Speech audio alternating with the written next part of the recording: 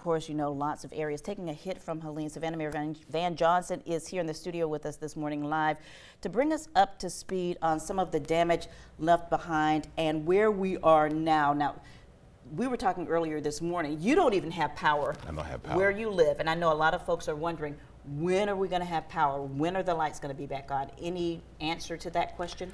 Well, first of all, thank you, and certainly to your amazing weather team. You know, they've been keeping folks up to date. If you're watching this, you're really blessed because we have about 120,000 people in Savannah proper who don't have electricity right now. We have about 40,000 Comcast customers that don't have service right now. About 70% of that is due to the fact that they don't have power. This is a multi-day event.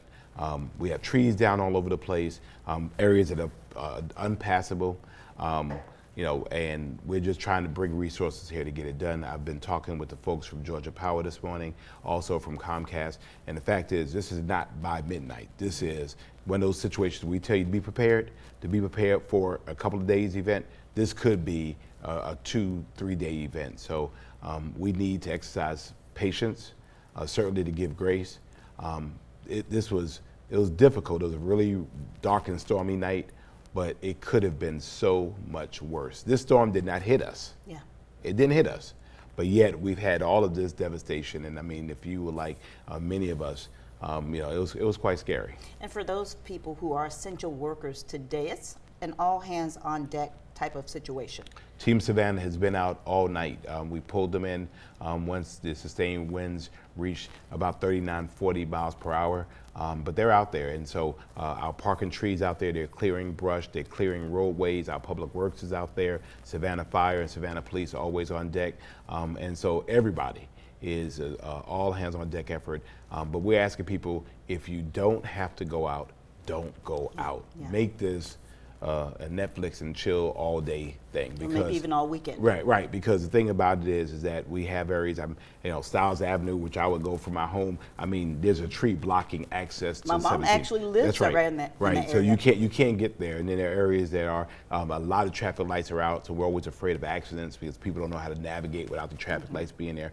You know, if you don't have to, keep your kids in the house. You know, play a game called Clean Up the Yard, and just let's be grateful that it was not worse than it was. And with that, avoid power lines though, because we've seen, I mean, we mentioned Carver Village, that area, Magazine and Gwinnett Street, big pecan tree fell onto a power line. Correct. Power is out there. Correct. Stay away from those lines. And we have people that want to be of help, and they'll go, we got a chainsaw, we'll move it, and don't realize that the tree is wrapped in electrical wire. The tree is now energized.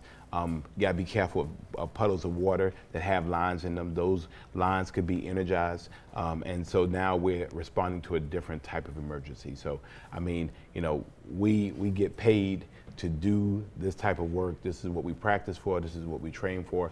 Team Savannah, Georgia Power, Comcast, I'm sure the other municipalities of the county and everybody else, all of our resources are on the ground. We want nothing more than to get back to normal. And so allow us to do that, because we don't need to take time away to address other emergencies that come up with people not, you know, necessarily heeding the warnings. And what do you say to folks who don't take situations like this seriously? We saw in Christine Qualey's package, she was downtown last night. There were folks out drinking on Broughton Street, enjoying the club. You know, we're thinking it's going to be a ghost town downtown because they know what's coming, and people are still out. Well, the older you get wisdom. You know, I might have some years ago done some crazy things like that. Now I know better. We have a lot of stories of individuals who have lost their lives, you know, for being out where they should not have been. You know, on a different note, we had some folks in Georgia that were killed by tornado activity. I've heard that tornado warning more in the last couple of weeks than I've ever heard. Right. And you kept hearing the sirens going on and going on. I mean, it's there for a reason. And we know that tornadoes pop up at a moment's notice.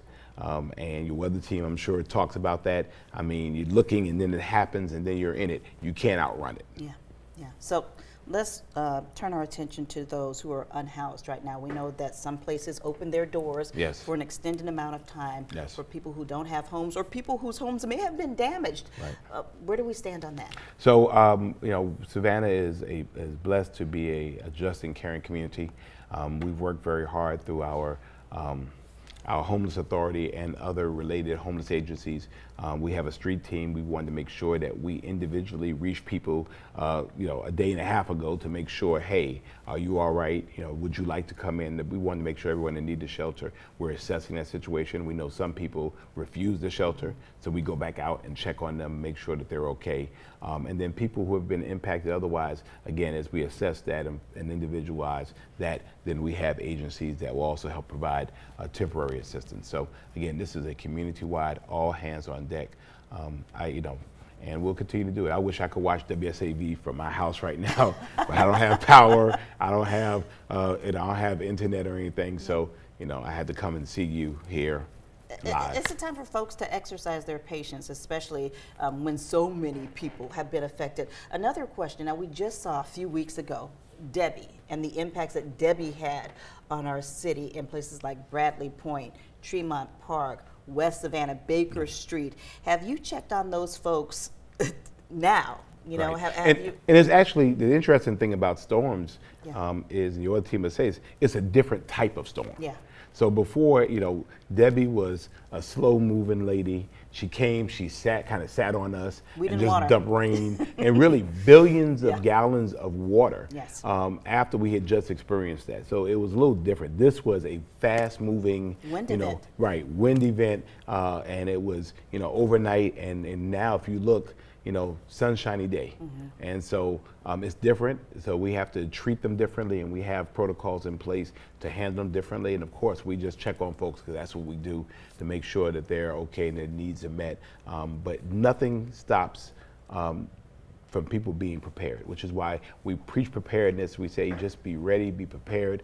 I'm gonna go home. I have Vienna sausage. I have some Spam from college. I have some soup and things, and so it's just you hunker down and you just kind of make it work until it happens again. It's important for people to exercise that patience. I mean, calling and yelling and screaming about it is not going to get it done any faster.